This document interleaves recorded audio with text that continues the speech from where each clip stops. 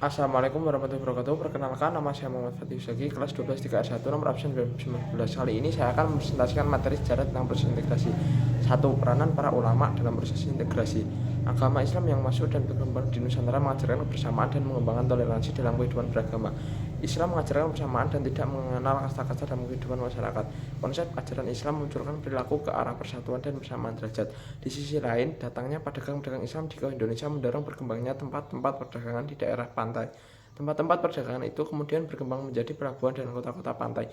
Bahkan kota-kota pantai yang merupakan bandar dan pusat perdagangan berkembang menjadi kerajaan.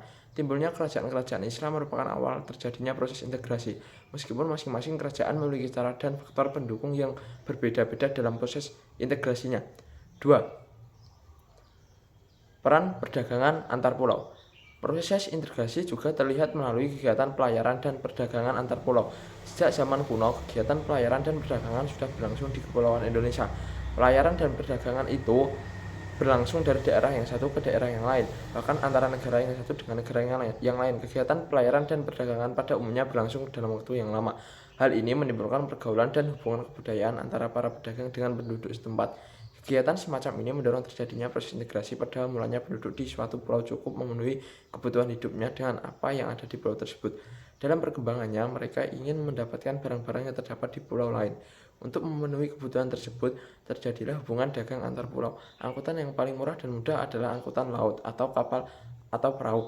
Maka berkembanglah pelayaran dan perdagangan. Terjadinya pelayaran dan perdagangan antar pulau di Kepulauan Indonesia yang diikuti pengaruh di bidang budaya untuk berenang serta bercepat perkembangan proses integrasi. Misalnya, para pedagang dari Jawa berdagang ke Palembang atau para pedagang dari Sumatera berdagang ke Jepara.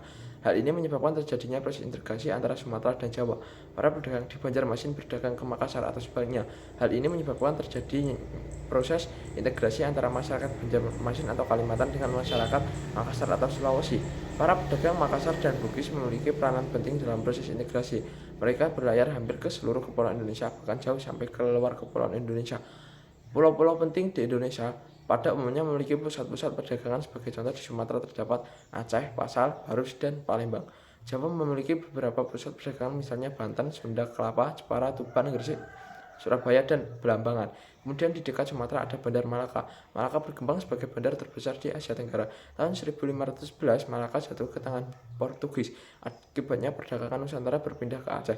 Dalam waktu singkat, Aceh berkembang sebagai bandar dan menjadi sebuah kerajaan yang besar. Para pedagang dari pulau-pulau lain di Indonesia juga datang dan berdagang di Aceh. Sementara itu, sejak awal abad ke-16 di Jawa berkembang kerajaan Demak dan beberapa bandar sebagai pusat perdagangan. Di Kepulauan Indonesia bagian tengah maupun timur juga berkembang kerajaan dan pusat-pusat perdagangan. Dengan demikian terjadi hubungan dagang antar daerah dan antar pulau. Kegiatan perdagangan antar pulau mendorong terjadinya proses integrasi yang berhubungan melalui para pedagang. Proses integrasi itu juga diperkuat dengan berkembangnya hubungan kebudayaan. Bahkan juga ada yang diikuti dengan perkawinan. Yang ketiga yaitu poin materi tentang peran bahasa. Perlu juga kamu pahami bahwa bahasa juga memiliki peran yang strategis dalam proses integrasi. Kamu tahu bahwa Kepulauan Indonesia terdiri atas beribu-ribu pulau yang dihuni oleh aneka ragam suku bangsa. Tiap-tiap suku bangsa memiliki bahasa masing-masing.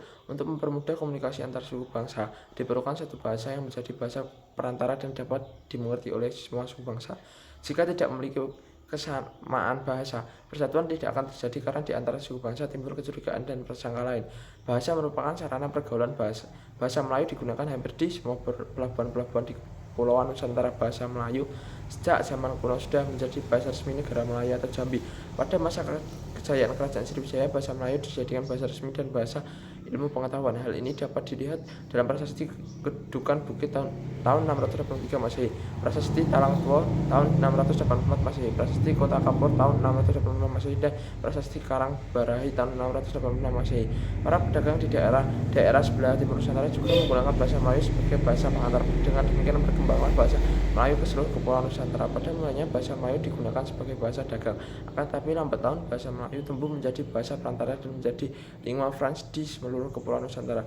Di Semenanjung Malaka, Malaysia, seberang pantai timur Pulau Sumatera, pantai barat Pulau Sumatera, Kepulauan Riau, dan pantai-pantai Kalimantan, penduduk menggunakan bahasa Melayu sebagai bahasa pergaulan.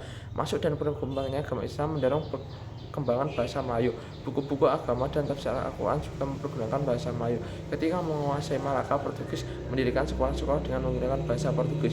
Namun kurang berhasil. Pada tahun 1641, VOC merebut Malaka dan kemudian mendirikan sekolah-sekolah dengan menggunakan bahasa Melayu. Jadi, secara tidak sengaja kedatangan VOC secara tidak langsung ikut mengembangkan bahasa Melayu. Demikianlah pemaparan materi tentang sejarah atau materi tentang proses integrasi di Indonesia.